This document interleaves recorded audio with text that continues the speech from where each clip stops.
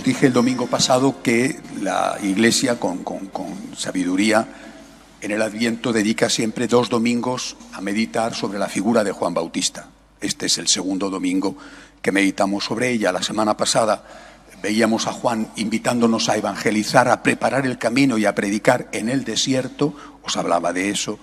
Y ahora, más bien, cómo tenemos que hacer esa predicación, cómo tenemos que hacer esa evangelización.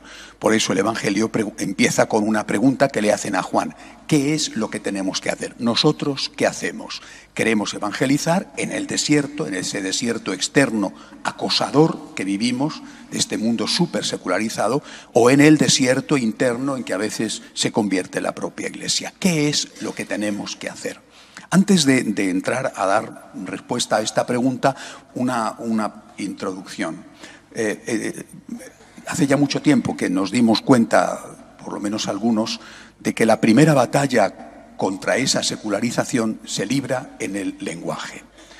La batalla del lenguaje la hemos perdido, la estamos perdiendo y no deberíamos haberla perdido. No solamente en el tema religioso, la batalla no digo del idioma, sino del lenguaje, que es distinto. Es decir, del uso que damos a las palabras o de las palabras que empleamos. La batalla del lenguaje la estamos perdiendo también, por ejemplo, en el campo nacional, es decir, en el campo de España. Se habla, algunos hablan de Estado, y no hablan de patria, por ejemplo. Pero en el campo de la Iglesia hemos perdido la batalla del lenguaje cuando, os lo he dicho ya varias veces, nosotros no hablamos de esperanza, sino que hablamos de optimismo. Ya os he dicho varias veces, un católico no es optimista, un católico no es pesimista. Eso son valoraciones humanas. Tienes optimismo porque la bolsa sube, la bolsa baja, este gobernante hace esto, lo otro. Bueno, son motivos humanos. Un católico es una persona esperanzada. La esperanza es distinta del optimismo y, por supuesto, distinta del pesimismo. Nuestra esperanza, que es nuestra forma de afrontar el futuro, nuestra esperanza está puesta en Dios. Del mismo modo, estamos utilizando dentro de la Iglesia también una palabra que no es nuestra, que es un concepto que no es nuestro, perdiendo en la batalla del lenguaje. Me refiero a la palabra solidaridad. Es una palabra hermosa, refleja una virtud humana muy bella y me alegraría muchísimo que todos los hombres del mundo fueran solidarios. Ahora, época de Navidad, vivimos el bombardeo tradicional, más tradicional ya que los belenes, de los anuncios solidarios, con más o menos famosos saliendo o con más o menos escenas terribles de personas que en una parte u otra del mundo pasan mucha necesidad. Se nos exhorta a la solidaridad. Repito, virtud maravillosa, y las personas que son solidarias son personas excelentes. No tengo absolutamente nada en contra, y ojalá que hubiera más solidaridad y más personas solidarias. Pero no es lo nuestro. Lo nuestro es la caridad, que es distinto. Lo mismo que lo nuestro no es el optimismo, sino la esperanza. Lo nuestro no es la solidaridad, sino la caridad. ¿Y qué diferencia hay entre solidaridad y caridad? La solidaridad está basada en las necesidades del otro, por ejemplo, y también está basada en tu sensibilidad, en la sensibilidad que tú tienes ante esas necesidades. Eres una persona con un gran sentido humanitario. Te duele ver los niños que no tienen para comer en África, te duele ver las víctimas de un terremoto, lo que sea, ¿no? La situación espantosa de Venezuela, te duele ver un problema. Hay personas con una gran humanidad que le duele mucho y otras personas pues que francamente se encoge de hombros y dicen no va conmigo. Bueno, pero incluso las personas más solidarias, más humanitarias, con más corazón, tienen también sus límites. Llega un momento en el cual has hecho ya te quedas tranquilo o has dado un poquito o no quieres dar más. Hace muchos años, cuando nosotros, los franciscanos de María, empezamos enseguida a ir a trabajar a centros de la Iglesia como voluntarios. Desde el principio lo hemos hecho. Y mi sorpresa fue que en esos centros, de monjas, la mayoría de ellos, nos decían que no querían voluntarios. ¿Y por qué no quieren ustedes voluntarios? Y nos dieron una explicación. Ustedes, en general, no son serios, no nos conocían a nosotros, en general. ¿Por qué? Porque un día tengo 20 voluntarios y otro día no tengo ninguno. Y a los ancianos que tengo aquí o a los niños que tengo aquí tengo que darles de comer cada día y tengo que atenderles cada día. Y entonces si resulta que un día no sé qué hacer con los que vienen y otro día resulta que no tengo a nadie, y pues tengo un problema. Prefiero, si a usted no le importa, que me dé dinero y yo contrato a 2 o 3, que eso los tengo fijos. Por dinero vas y por solidaridad vas o no vas. Depende del día, depende de si es fin de semana, de si es un puente, de si el cuerpo te lo pide. Hoy el cuerpo te pide pobre y vas. Y hoy el cuerpo no te pide pobre y no vas. Pero el pobre está siempre ahí. Quiero decir, repito, no toméis esto como una crítica a las personas solidarias. Ojalá que hubiera muchísimos más y que es una virtud maravillosa. Pero la caridad es otra cosa. Dicho esto, ahora vamos a hablar de lo que dice el Evangelio. Le preguntan, ¿qué tenemos que hacer? Y San Juan Bautista contesta, la caridad.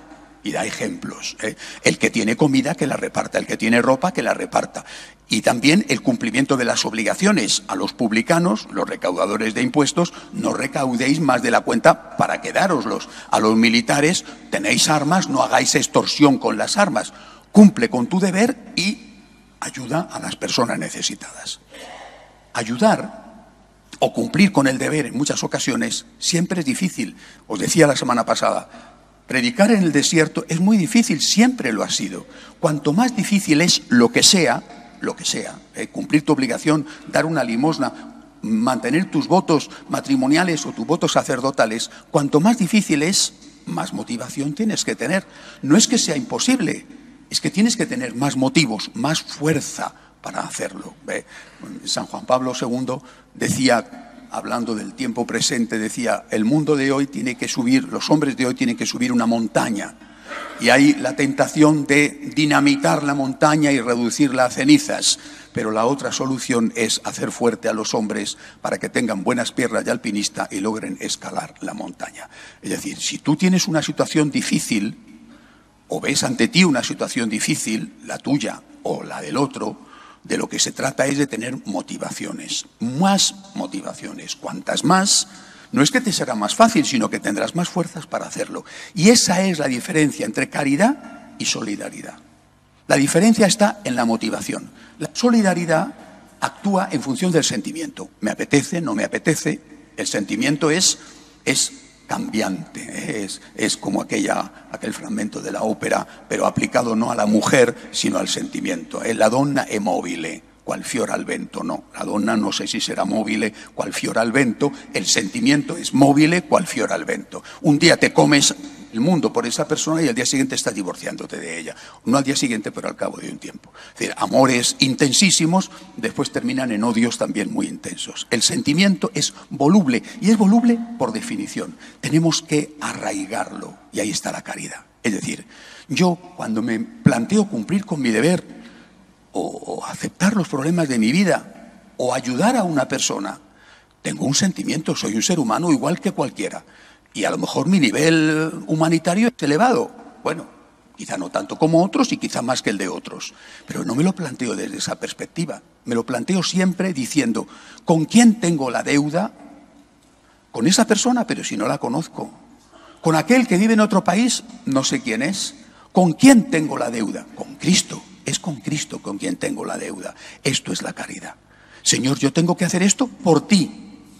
Si quitamos la motivación religiosa de nuestras acciones, de las acciones corrientes, cumplir tus obligaciones, o de las acciones extraordinarias, dar limosna, estar al lado de una persona que lo necesita, defender al que no tiene voz. Si quitamos la motivación religiosa, no solo nos quedamos al nivel de los demás, es que nos quedamos al nivel de los demás en todos los sentidos, es decir, en lo peor también que a veces tienen los demás, es decir, en lo peor que tenemos nosotros mismos. Cuando nosotros tenemos la motivación religiosa, por ti, Jesús, es por ti que hago las cosas, es por agradecimiento a ti, porque tú has dado la vida por mí, tú me has abierto las puertas del cielo, tú has perdonado mis pecados, tú todos los días me miras con misericordia y con ternura. Señor, yo quiero hacer las cosas por ti. ¿Qué me apetece? Pues mejor, más fácil. Que no me apetece, hoy no tengo un buen día, hoy por ejemplo no iría a trabajar, hoy a lo mejor robaría un poquito, hoy diría una mentirita, hoy, Señor, por ti no lo puedo hacer, por amor a ti, por agradecimiento a ti, suprimiendo la motivación religiosa, que es el gran bombardeo que llevamos desde hace décadas padeciendo.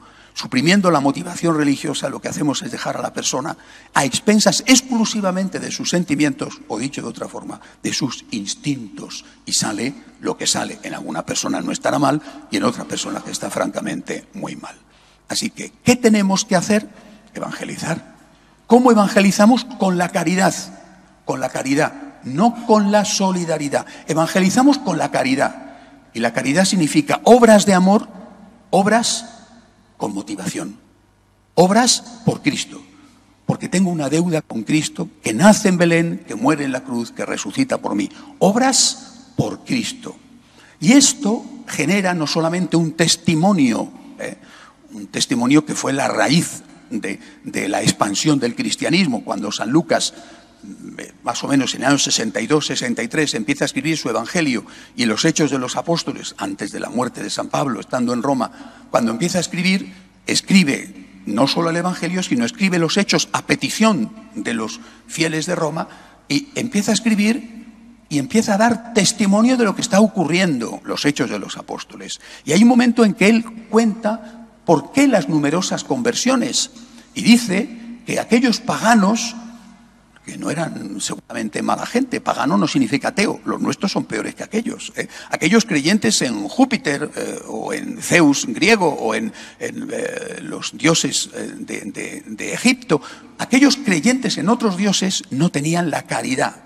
Oye, tendrían también su solidaridad, no iban a ser todos malísimos, que eran seres humanos, tendrían solidaridad, no tenían caridad, porque la caridad era por Cristo.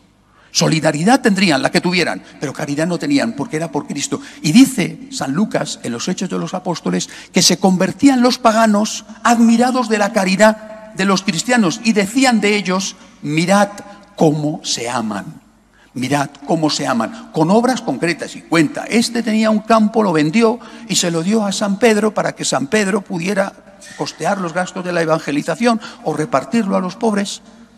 Es decir, el por Cristo atraía, sorprendía y generaba la causa de la evangelización. La gente se convertía porque veía el testimonio de la caridad. La caridad es siempre como una bomba atómica, la más potente bomba atómica. La bomba atómica, ya sabéis, la primera bomba atómica se hizo por la fisión nuclear, es decir, se rompe el núcleo y ese núcleo genera una energía que rompe otro núcleo y al final la fisión, la energía generada por la ruptura de tantos núcleos genera esa espantosa, mortecina potencia que es la bomba atómica. Es igual la caridad, es otro tipo de bomba atómica. Tú te pones a hacer el bien y generas a tu lado bien. No sé si recordáis una película hace unos años que se llamaba Cadena de Favores, una preciosa película. Tú haces el bien y generas el bien, lo mismo que haces el mal y generas el mal. San Juan de la Cruz decía: donde no hay amor, pon amor y encontrarás amor. Que a lo mejor no se cumple siempre, porque pones amor y recibes patadas. Pero si das patadas, ahí sí que se cumple siempre que recibes patadas. Donde no hay amor, pon amor y encontrarás amor. Nosotros ya hemos recibido el amor que es de Dios por Cristo. Quiero hacer las cosas por amor a Cristo, por agradecimiento a Cristo, cumplir mi deber, ayudar al que sufre por Cristo. Así evangelizo y de esa forma además contagio, comunico. Ese otro que se ha sentido querido, que ha sido amable, que he sido amable con él, que simplemente le he puesto una sonrisa en lugar de una mala cara, pues está más predispuesto a poner él también una sonrisa, a ser una persona que cumple con su deber. Y de esa forma también los demás, sorprendidos como los paganos, dirán: ¿y por qué haces esto? ¿Por qué haces esto? Puedes robar y no robas. Puedes engañar a tu mujer y nadie se entera que estamos de viaje y no lo haces. ¿Pero por qué estás haciendo esto? ¿Por qué haces esto? Porque yo soy cristiano. Y dirán: mirad cómo se aman. Que así sea.